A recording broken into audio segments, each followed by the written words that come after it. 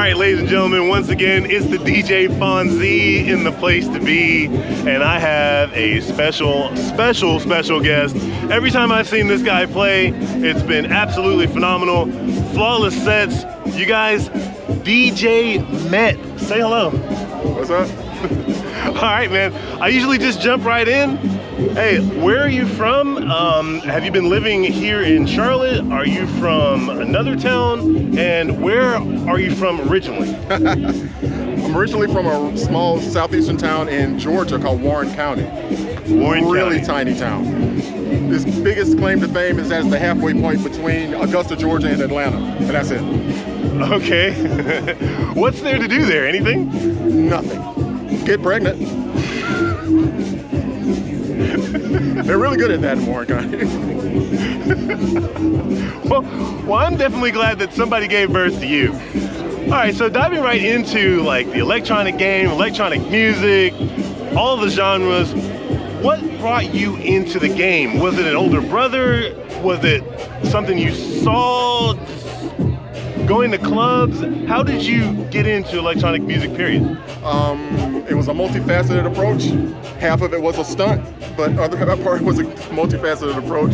My uncle was a big-time music collector, and he was stationed in Germany, and he'd get a whole bunch of electronics and music cheap, and he would just ship things from Germany over while he was stationed, and it was all kept in my grandparents' house. Whenever they kept me, I would sneak into through his stash, set up his stuff, listen to his records, steal a few records, and over the course of time, I learned the aspect of making beat tapes. And I didn't have two turntables or anything like that, so I had two boom boxes and a turntable or the radio. I would stop the record on beat and then start the next record up. And I got pretty good. I started selling tapes around town in Warrenton, and that's where the stunt came in. This one guy had specific songs that he wanted on a tape. He gave me the records to play, told me the order that he wanted them in, and he just wanted me to cut them up on beat. All right. Okay. I do that a few times, and I realized that they all had women vocals in there. And I didn't put two and two together until his friend came by, pissed off because he didn't make tapes for his friend, but he needed to make it for himself. Those tapes were drag performance tapes. So they had tricked my little ass, and I'm 14 years old making drag tapes. And that was actually my first time being encountered with electronic music, with house music, and eventually I got a job, like a part-time job, at the club that he was doing his drag performances at. My goodness, what a story!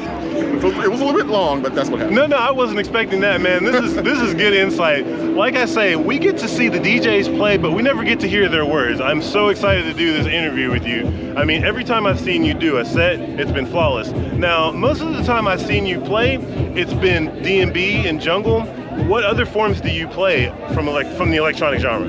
Actively, I still play a lot of deep house, tech house, and I do a lot of throwback speed garage. I'm still a huge fan of that. Speed garage. Is that more popular in the UK than it is here in the US? I know most electronic music is a little more popular in the UK than it is here, but where is speed garage? Like, where do you go to hear good speed garage? Is it US side or UK side? UK side. There was a couple of clubs. One of the clubs was called Niche, that right around the early 2000s, they really expanded the genre of speed garage. It was melodic. It was heavy.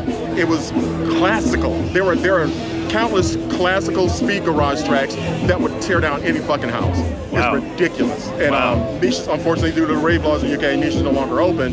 But that music is still coming out, and there's still speed garage as you know it, but just more complex bass lines. Okay, so I'm gonna have to get my weight up on some speed garage. Yeah. I don't think I've heard a speed garage tape in a long time. All the stuff that I have is old. I've basically been keeping up with all the D&B stuff, hence why I'm here to hear you play that last set, which was flawless again. So let me ask you this. I've been asking all the DJs that I've been interviewing, is there an end in sight? I asked the Yellow Fever boys about playing till their hands fall off. What's it like for you? Can you see this even longer term? That's a hard question. I am almost 50. There's gotta be an end some point. I know it has to be an end. I know I should think about selling my shit, liquidating all my records and stuff, and let the younger DJs take it over, but I can't. It's in my DNA. Once you're a DJ, you're a DJ. If you're not spinning, you're suggesting music to friends, relatives, co-workers. You're making quasi mixtapes, i.e. playlists on Spotify and giving them to people. Right. You never really stop being a DJ. Right. And I don't feel old. I don't feel tired. I know I'm the old man in the club, but I can't fucking stop. I mean, I've got everything over here. That's why my husband's standing behind me. He has explicit orders to sell all my shit when I die. So I don't think I'll ever be able to do it, but once I die, I said I have no sentimental attachments to any of that stuff. Give it to somebody, get a good deal, get some money, go to Hawaii. But as far as me actually stocking, I can't. I've thought about it, but I can't. That is probably the best answer to that question I've ever had. All right, so one more thing, and I'm gonna let you go. If you had anything to say to anybody listening to this right now, final thought. Anything saying to anybody listening right now? Final thoughts, all yours.